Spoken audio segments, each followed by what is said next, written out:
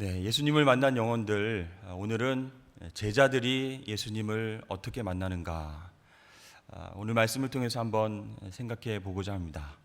우리 제자들은요, 예수님께서 그들을 부르신 이후에 계속해서 같이 식사도 하시고 또 말씀도 전해주시고 또 같이 또 잠도 자고 이렇게 동거동락을 하면서 3년 동안 지냈던 그런 인물들입니다.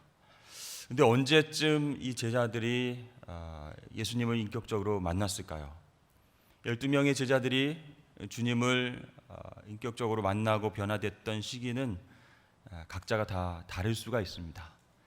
그런데 어떤 큰 사건들을 통해서 주님을 다시 바라보게 되고 주님의 정체성, 내가 모시고 함께 따라다니는 이분이 과연 어떤 분이신가, 이렇게 주님을 깊이 묵상하는 그런 기회가 있었다는 것이죠.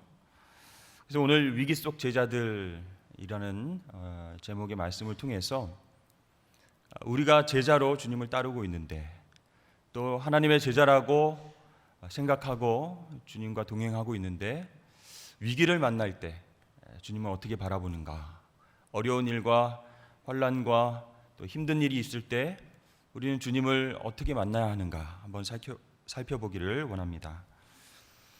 예수님께서는 이제 갈릴리 근처에서 사역을 마치셨습니다.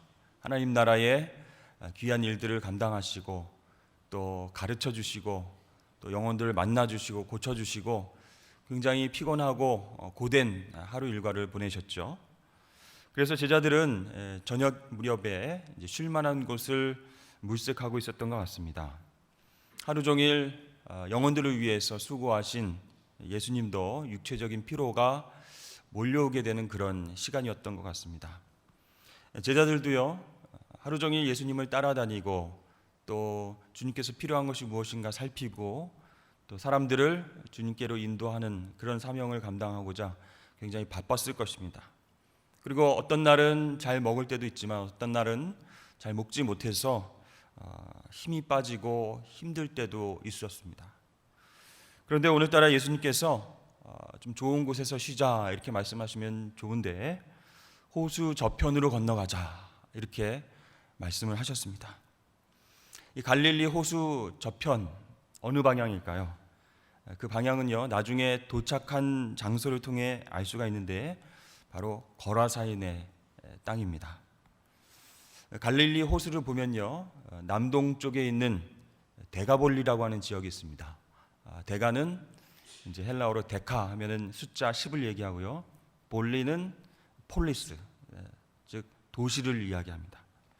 그러니까 10개의 헬라화된 도시가 모여 있는 곳, 그것이 데가볼리, 데카폴리스라고 하는 곳인데요.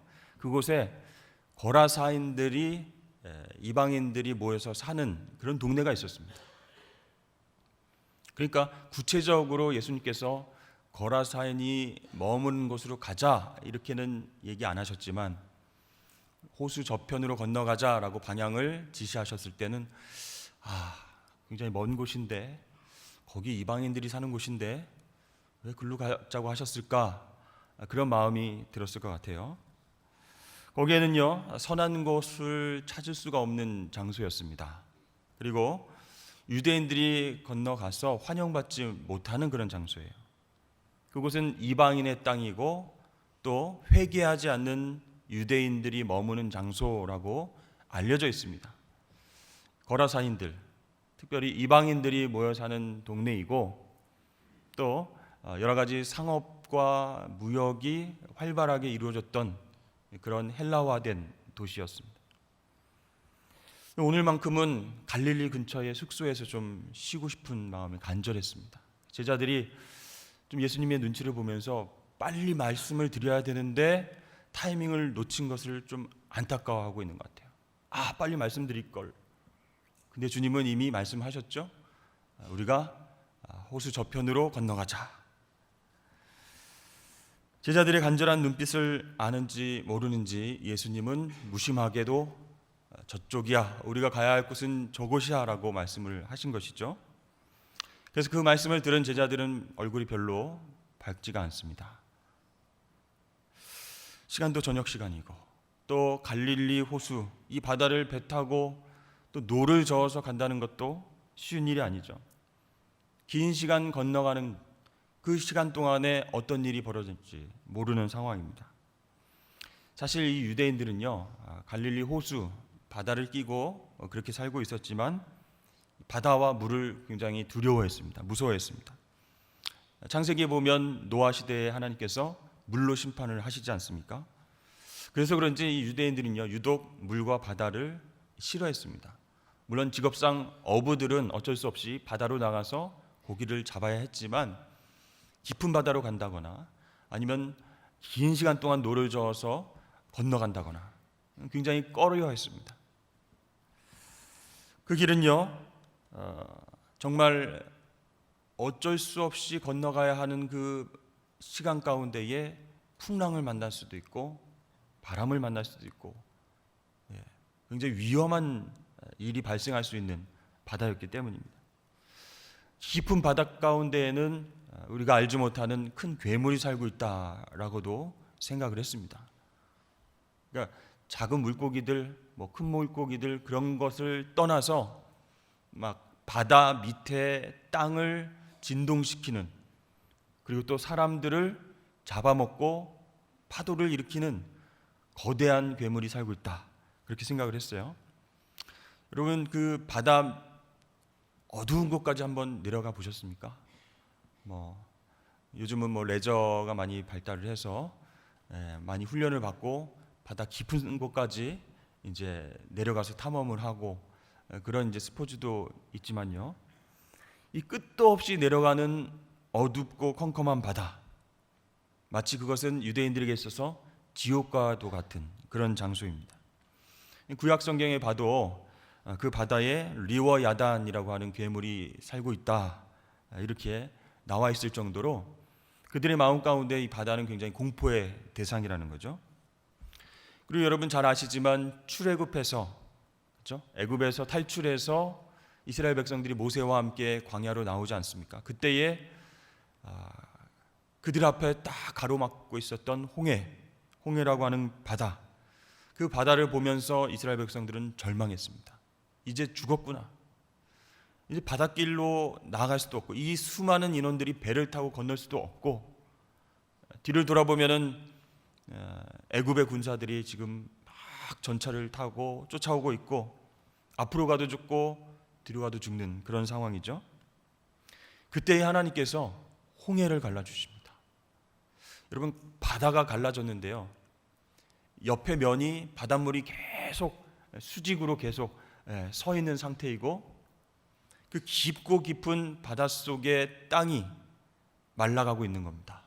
하나님이 계속 동풍, 따뜻한 바람을 불게 하여 주셔서 질퍽질퍽하고 빠질 수 있는 그런 늪과 같은 땅이 아니라 단단한 땅으로, 사람들이 밟고 건널 수 있는 단단한 땅으로 만들어 주신 거예요. 그래서 수많은 이스라엘 백성들이 그 홍해 바다를 건너면서 감동을 받는 겁니다. 깜짝 놀라는 겁니다. 지옥과 같은 그런 죽음에서 하나님이 우리를 구원해 내시는구나. 바다라고 하는 것이 죽음과 같은 그런 상징적인 장소인데 그 바닷길을 여시고 땅을 마르게 하신 다음에 그 땅을 밟고 건너가게 하신 그런 놀라운 홍해가 갈라지는 기적사건. 그래서 그들은요, 이 출애굽해서 홍해를 건넌 사건을 일생일대의 가장 큰 구원의 사건으로 기억하고 있는 것이죠. 출애굽기에 보면 계속 하나님을 찬양하는, 그렇죠? 홍해를 건넌 그런 놀라운 역사를 허락하신 그런 하나님을 찬양하는 그런 말씀들이 쭉 나와 있지 않습니까? 그러니까 이 바다를 건넜다는 것은요, 죽었다가 살아난 겁니다. 구원을 뜻하는 거예요. 그리고 물에 깊이 들어갔다가 나오지 않습니까? 그것을 세례의식과도 같이 생각하는 거예요. 그러니까 출애굽한 이스라엘 백성들이 죄인인 상태에서 물에 들어갔다가 다시 목숨을 건져서 나왔습니다. 구원을 받았습니다. 죄 씻음의 예식을 행한 것과 똑같다라는 거예요. 영적으로 그들의 신분이 바뀌었다는 겁니다. 죄의 신분에서 구원받은 자유자의 신분으로 홍해를 건너면서 바뀐 거예요. 또 쫓겨다니는 그런 노예 신분에서 이제 하나님의 자녀로 정체성이 바뀌어진 것입니다. 그래서 이스라엘 백성들에게 있어서 출애굽 사건은요, 굉장한 큰 구원의 의미가 있는 사건입니다. 이렇게 몇 가지 예를 들어서 말씀을 드렸지, 유대인들에게 있어서 바다는 굉장히 두렵고도 무서운 존재, 그렇죠? 죽음을 상징하는 그런 장소였다는 것입니다. 근데 이 갈릴리 호수는요, 바다처럼 굉장히 넓고 크다고 말씀을 드렸습니다. 주위에 있는 산들 약 해발 300m가 넘고요. 또 이 갈릴리 호수는 해수면보다 약 200m 낮습니다. 그러니까 합쳐서 약 500m 실제 산지와 바다의 차이가 있는 거예요. 이런 환경 탓에 굉장히 그 갈릴리 호수에는 바람이 잦았습니다. 산지, 주변의 산지의 차가운 공기하고 또 갈릴리 바다가, 갈릴리 호수가 낮 동안 뜨거운 햇빛을 받아가지고 데워지지 않습니까? 그 낮에 덮여졌던 더운 공기와 주변 산의 차가운 공기가 탁 만나게 되면 강력한 바람이 막 일어나게 되는 거죠. 그래서 이 갈릴리 바다를 장시간 동안 노를 져서 건넌다라는 것은 굉장히 위험한 거예요. 쉽게 예측할 수가 없는 거예요. 어부들도 잘 가기 힘들어하는 곳입니다. 그래서 예측하고 다룰 수 있는 바람과 파도가 아니기 때문에 자칫 잘못하다가는 그 바람과 파도에 배가 뒤집히고 바닷속에 사는 괴물에 의해서 잡혀먹을 수도 있는 그런 두려운 장소가 갈릴리 호수, 바다와 같은 존재였죠. 그리고 목숨을 실제적으로 잃는 그런 사건 사고가 많았기 때문에 예수님께서 갈릴리 호수 저편으로 건너가자, 바다를 건너서 저쪽으로 가자라고 얘기하실 때 제자들이 그게 싫은 거예요. 노를 져서 대가볼리 지역으로, 환영받지도 못할 지역으로, 가서 선한 것이 없는 곳으로 가야 한다는 것도 굉장히 부담스러운, 두려운 일이었습니다. 그래서 제자들의 속마음은 이랬을 것입니다. 주님, 그것만은 제발, 그곳만은 안 갔으면 좋겠는데요. 이렇게 마음을 먹었을 수도 있어요. 근데 예수님께서 저편으로 건너가자 아주 단호하게 말씀을 하셨기 때문에 어쩔 수 없이 순종을 해야죠. 그러나 마음속으로는 주님, 저편이 아니라 이 편으로 좀 갔으면 좋겠습니다.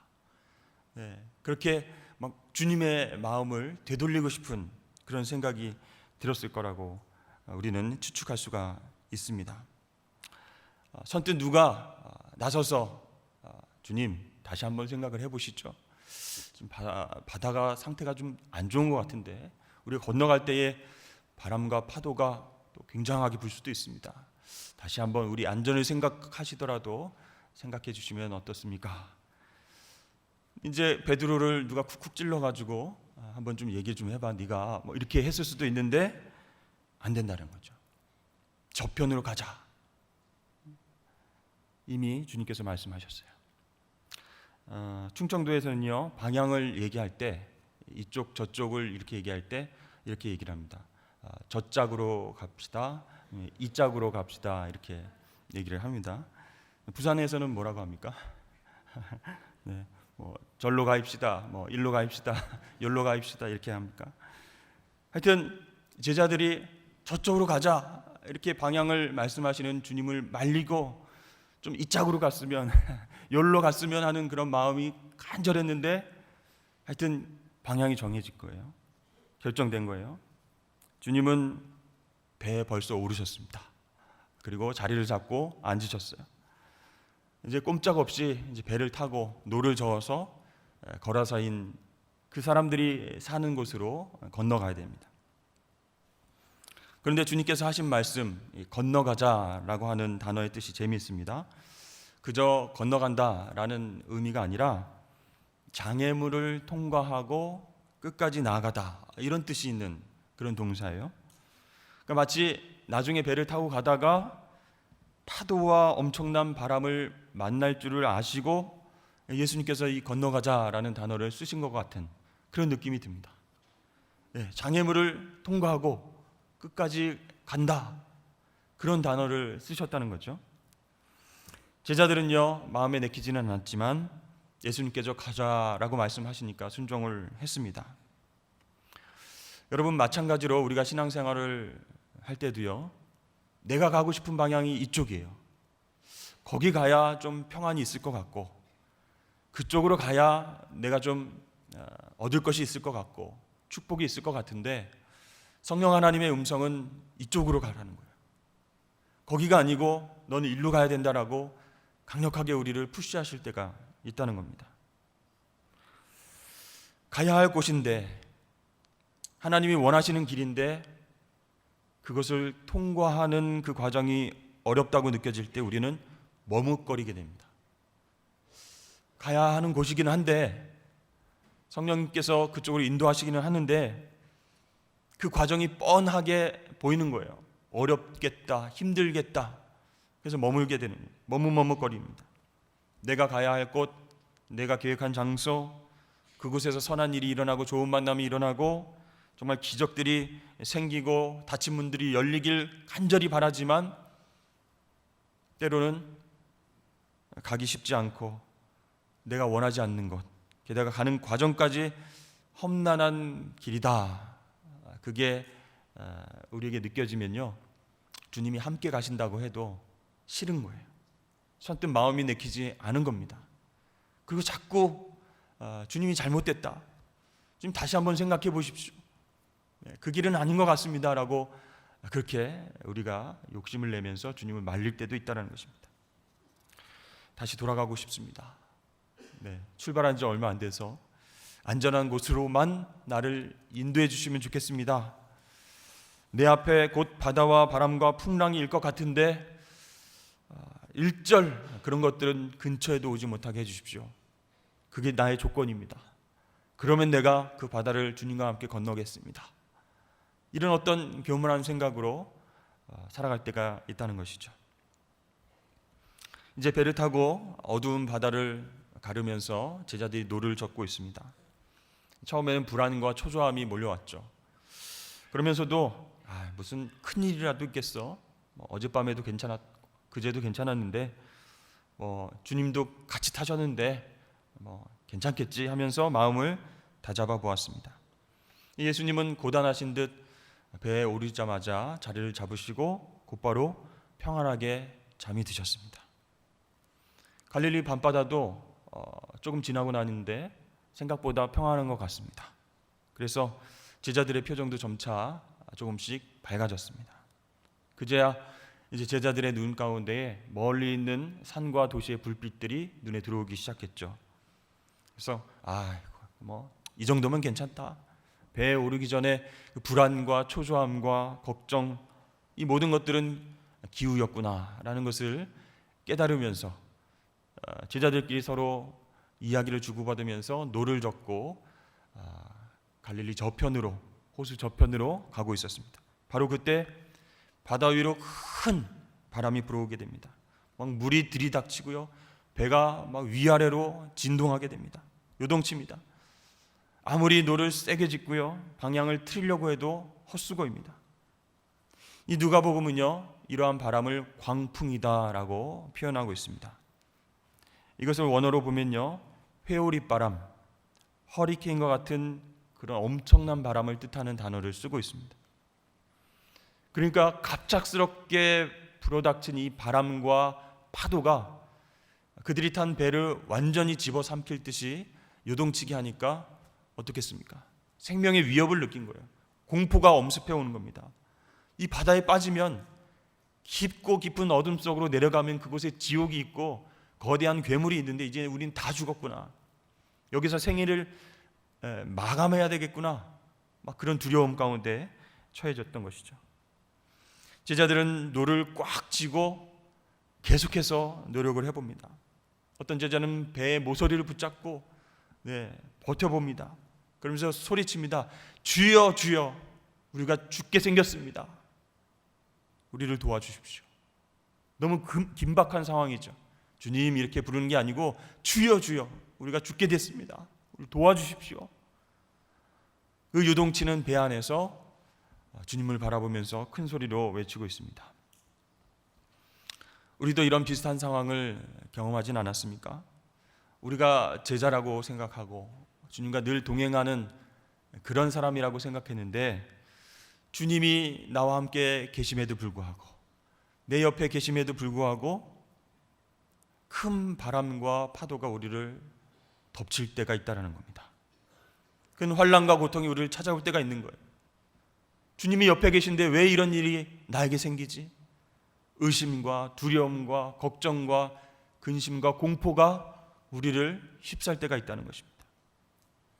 숨을 쉴 수 없을 정도로 매서운 바람과 파도가 한순간에 우리를 덮쳐오게 되며 차마 대처할 시간도 없이 모든 것을 빼앗아가 버리는 그런 상황 가운데 우리는 두려움에 떨 수 있습니다. 이러지도 못하고 저러지도 못하는 상황 가운데에 처할 때가 있다는 것이죠. 기도는 해야 되겠는데 안 나오는 거예요.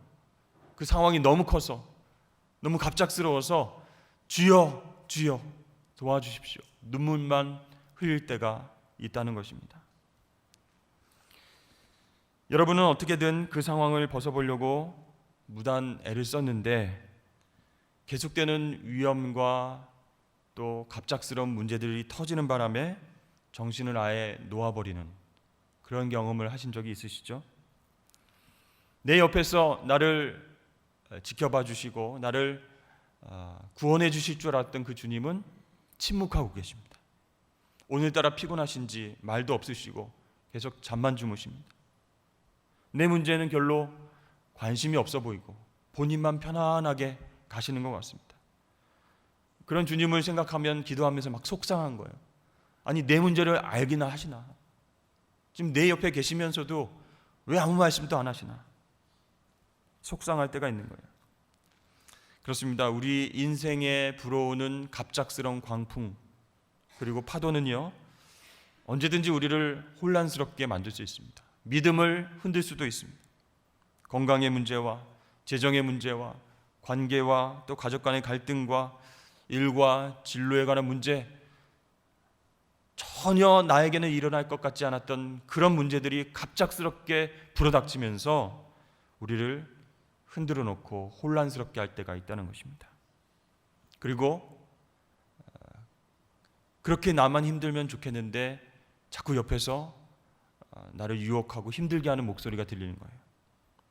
지금 네가 가지고 있는 신앙 아무것도 아니지 않느냐? 네가 그렇게 예수님을 따라다닌다고 했는데 그분은 지금 뭘 하고 계시냐?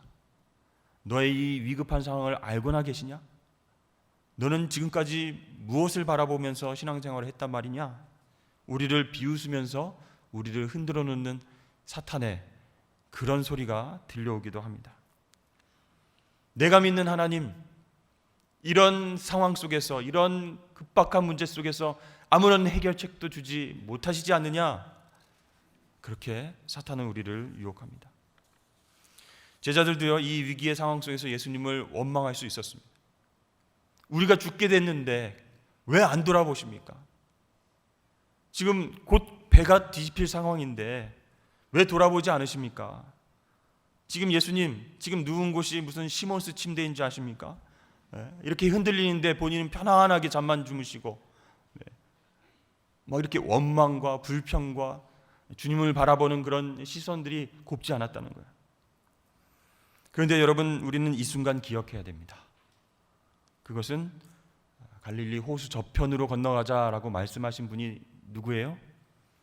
바로 주님이시라는 사실을 기억해야 됩니다. 예수님이 그렇게 말씀하셨을 때에는 예수님이 책임지신다는 말씀, 이미 고난과 장애물을 통과하여서 인내하면서 함께 나아갈 수 있다라는 뜻이 내포된 말씀입니다. 그리고 내가 반드시 이 바다를 건너서 목적지까지 너희와 함께 갈 것이다, 내가 너희를 도울 것이다, 그런 주님의 의도를 알아차려야 되는 것입니다. 그런 믿음을 갖고 그런 믿음의 눈으로 그런 풍랑과 바다를 이겨낼 수 있는 그런 힘을 가지고 나가야 했는데 제자들은 소리치면서 주님을 원망하고 있는 것입니다.